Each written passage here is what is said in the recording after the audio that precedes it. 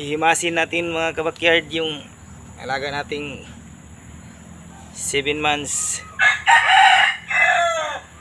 kasi napaka ilap, mailap pa, kailangan masimasin para hindi na mailap.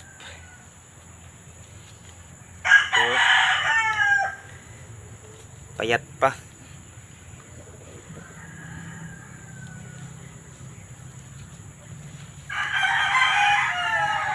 Magandang hapon sa inyong lahat dyan mga kabakyard.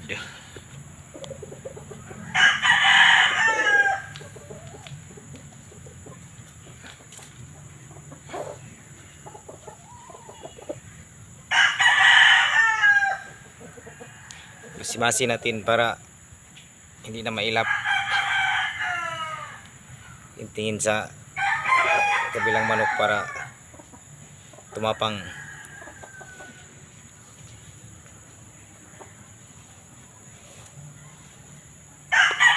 Salamat sa panonood mga kabakyard.